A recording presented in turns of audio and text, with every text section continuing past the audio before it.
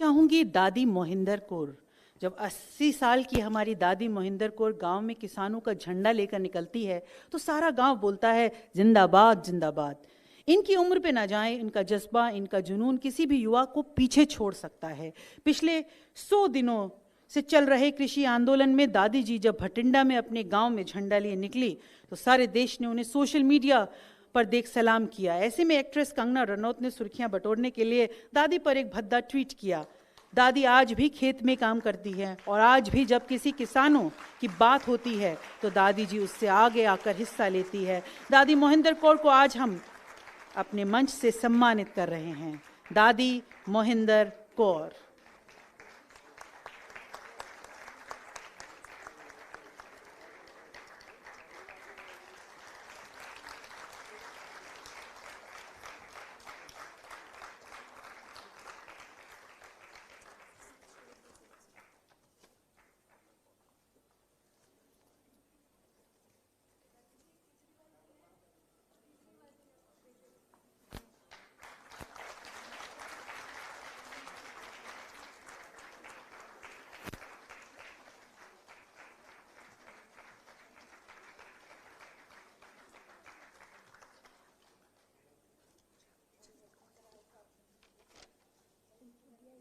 Stage पे invite करना है और अवार्ड देने के लिए डीआईजी उनकी बटाचारी को इनवाइट करना है अवार्ड देने के लिए।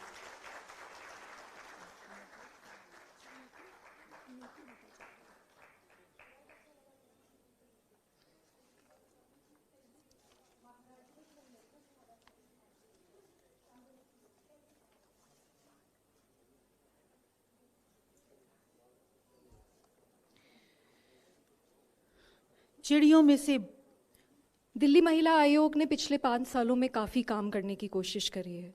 हम देश के इकलौते आयोग हैं जिन्होंने 5 सालों में 1 लाख केसेस की सुनवाई करी है। हमसे पहले जो आयोग था उसने 8 साल में सिर्फ 1 केस की सुनवाई करी थी। तो कहाँ 1 केस, कहाँ 1 लाख केस। ये 5 साल की जो मेहनत हुई है, जो बहुत ज़्यादा शिद्दत से हमने काम करा है, इसमें सिर्फ मैं ज़िम्मेदार नहीं हूँ, मेरी एक पूरी टीम है जो कि इस तरीके से काम कर रही है। 3 सालों में हमने 4.25 लाख कॉल्स 181 विमेंस हेल्पलाइन पे अटेंड करी हैं। ये मुझे लगता है अपने आप में एक बहुत बड़ी मिसाल है। पूरे देश की महिला आयोगों की टीम, पूरे देश के women and child development ministries की टीम आकर दिल्ली महिला आयोग की 181 हेल्पलाइन स्टडी करके जाती है कि ये ऐसे करतब कैसे कर पाते हैं। क्योंकि दिल्ली महिला आयोग की जो 181 की टीम है, जो कि दिल्ली सरकार के द्वारा चलाई जाती है, ये टीम एक अद्भुत तरीके से काम करती है। जैसे ही हमारे पास कॉल आता है, तुरंत हमारी एक टीम जो कि 23 गाड़ियां हैं हमारे पास और 66 काउंसलर्स हैं, उनमें से एक टीम लड़की के पास पहुंचती है, लड़की को रेस्क्यू करती है। अगर वो घरेलू हिंसा से पीड़ित है तो उसकी मदद करती है। तो एक बहुत बड़ा नेटवर्क दिल्ली महिला आयोग ने स्थापित करा है, जिसकी वजह से हमने कई हजार लड़कियों को जीबी रोड जैसी नरक से, स्पा रैकेट से, हर तरीके के रैकेट से दिल्ली में छुड़वाने की कोशिश करी है। ये एक तरफ काम हमारा चला है, लेकिन मन में बहुत दुख होता है कि इतना काम करने के बावजूद क्या हमें पूरी तरीके से सक्सेस मिली है? नहीं, हमें नहीं मिली। अभी भी हमारा काम बहुत ज़्यादा है। आज भी अगर दिल्ली में एक लड़की है तो कहीं ना कहीं वो अपने आप को असुरक्षित महसूस करती है, और इसके लिए हम लोग काम कर रहे हैं। मैंने 2 बार अनशन किया। पहला अनशन इसलिए किया क्योंकि एक 8 महीने की बच्ची का दिल्ली में बहुत ही बर्बरता से बलात्कार किया गया। वो 3 बार उसका ऑपरेशन हुआ, खून में लहूलुहान वो बच्ची रोती रही, सिसकती रही, और उसकी वजह से मैंने अनशन करा। क्योंकि केंद्र सरकार से पिछले 5 सालों से मैं मांग कर रही हूँ कि छोटे बच्चों के बलात्कारियों को तो हर हाल में फांसी की सज़ा होनी चाहिए। मेरे अनशन के 10वें दिन पे केंद्र सरकार को झुकना पड़ा और ये कानून देश में आया कि छोटे बच्चों के बलात्कारियों को हर हाल में फांसी की सज़ा दी जाएगी। ये दिल्ली महिला आयोग की मुझे लगता है आज तक की सबसे बड़ी उपलब्धि रही है। कानून आ गया, मैं बड़ी खुश हुई। मैंने अपना अनशन तोड़ा और ये सोचा कि अब क्योंकि कानून आ गया है तो कुछ तो सुधार होगा। क्योंकि मुझे ये भी प्रॉमिस किया गया था कि बहुत सारी चीज़ें बदलेंगी, हम फास्ट ट्रैक कोर्ट्स बनवाएंगे, हम पूरे देश में फास्ट ट्रैक कोर्ट्स बना देंगे, हम पुलिस के अफसर बढ़वाएंगे, ये सारा केंद्र सरकार का मेरे को प्रॉमिस था। लेकिन मैंने ये देखा कि 2 साल में फिर वही हाल, फिर वही समस्या, फिर एक हैदराबाद की लड़की को बुरी तरीके से देश में गैंगरेप करके जिंदा जला दिया गया। तो उसके बाद मैं फिर अनशन पे बैठी। इस बार मेरा अनशन 13 दिन चला और केंद्र सरकार ने ये माना कि देश भर में 1000 से ज़्यादा फास्ट ट्रैक कोर्ट्स वो सेटअप करेंगे। अब वो लड़ाई हमारी आगे चल रही है और दिन में हर दिन दिल्ली में, देश में बलात्कार होते हैं, उनसे दिल्ली महिला आयोग लड़ रहा है। एक 86 ईयर्स ओल्ड महिला का दिल्ली में रेप हुआ, उनकी भी लड़ाई दिल्ली महिला आयोग लड़ रहा है। 4 साल की बच्ची की भी लड़ाई दिल्ली महिला आयोग लड़ रहा है और ये बहुत शिद्दत से हम लोग काम कर रहे हैं। आज विमेंस डे है और शायद मेरी बातें बहुत कठोर हैं, लेकिन हम दिन भर 6 रेप विक्टिम, 10 रेप विक्टिम, इनसे ही रोज़ दिन में मिल रहे होते हैं। तो यही बातें जो अंदर है वही बाहर आएगा। पर आज हमने एक अलग काम करने की भी कोशिश करी है, जो कि 2016 में हमने सेटअप करा था। ये हमारे अवार्ड्स हैं, क्योंकि बुराइयां तो इस देश में बहुत ज़्यादा हैं और पूरे विश्व में बहुत ज़्यादा है, लेकिन आप लोग सच्चे हीरोज़ हैं।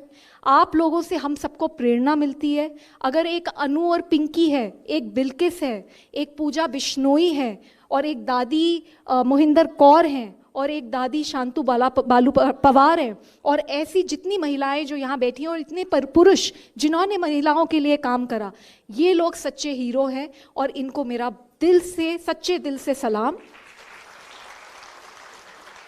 हम बड़ा सुनते हैं बॉलीवुड एक्ट्रेस और बॉलीवुड एक्टर्स के बारे में कि ये हीरो हैं। शायद अभी कोई बॉलीवुड एक्टर आता तो सब एकदम लाइन लगा के खड़े हो जाते।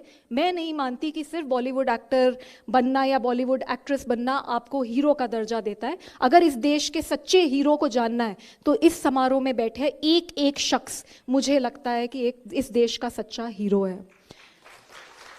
मैं दादी मोहिंदर कौर जी को सलाम करती हूँ। ये बहुत दूर से पंजाब से हमारे बीच में आज आई हैं और मुझे बहुत खेद होता है कि कुछ महिलाएं हमारे देश में ऐसी भी हैं जो कि बोलने से पहले कुछ सोचती नहीं हैं। कंगना रनौत जी के बारे में मैं बिल्कुल बोलना चाहती हूँ, इसी मंच से बोलना चाहती हूँ, क्योंकि उन्होंने इसी हमारी दादी को जो कि किसानी करती हैं उनके लिए बोला कि ये दादी तो मतलब बहुत ही गंदे अपशब्द बोले।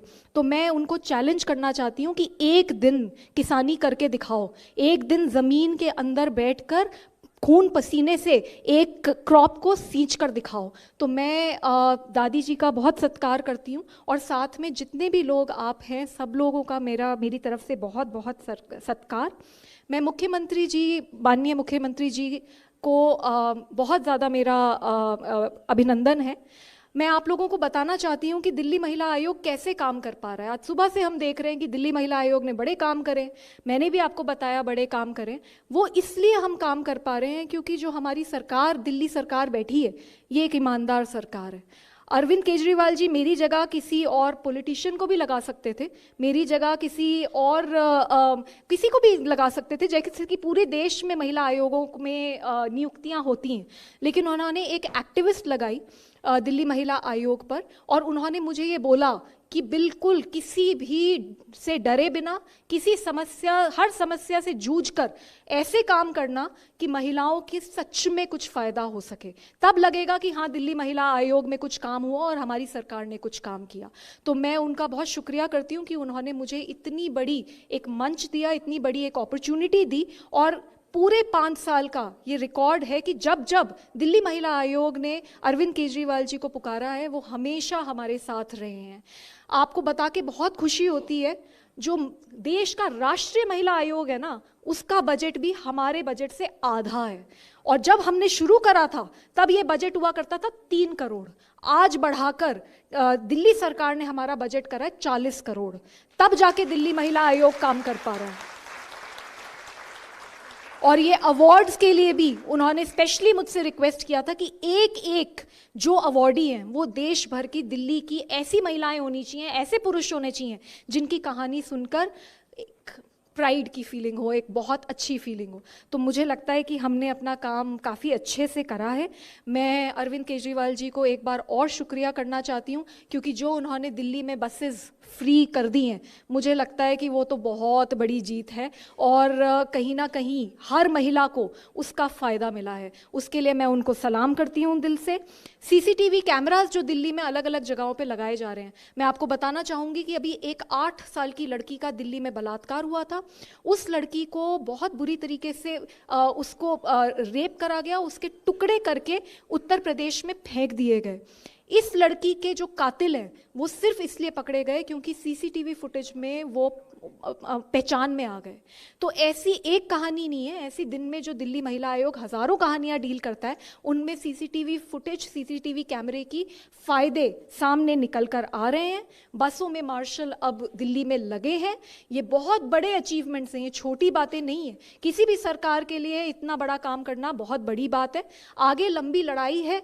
जैसे मैंने कहा, केंद्र सरकार से भी हमें बहुत सारे काम कराने हैं और दिल्ली सरकार ने भी अभी बहुत सारे काम करने हैं। लेकिन अरविंद केजरीवाल जी का मैं स्पेशली शुक्रिया करना चाहती हूँ, क्योंकि मैंने देखा है उनको काम करते हुए, मैंने उन्हें देखा है समस्याओं से जूझते हुए, और मैंने उनको ये देखा है कि अगर कितनी भी कोई कठिन समस्या क्यों ना हो, वो चुटकी में उसका निवारण करते हैं। और जब जब मैं उन्हें महिलाओं को लेकर अगर कोई भी इशू पे लेके जाती हूँ, तो उसमें मेरे को 5 मिनट भी वेट करने की ज़रूरत नहीं पड़ती, वो काम ज़रूर होते हैं। सर, आपको मेरा सलाम। साथ में एयर मार्शल राणा जी को मैं बहुत शुक्रिया करना चाहती हूँ, उन्होंने इतना समय निकाला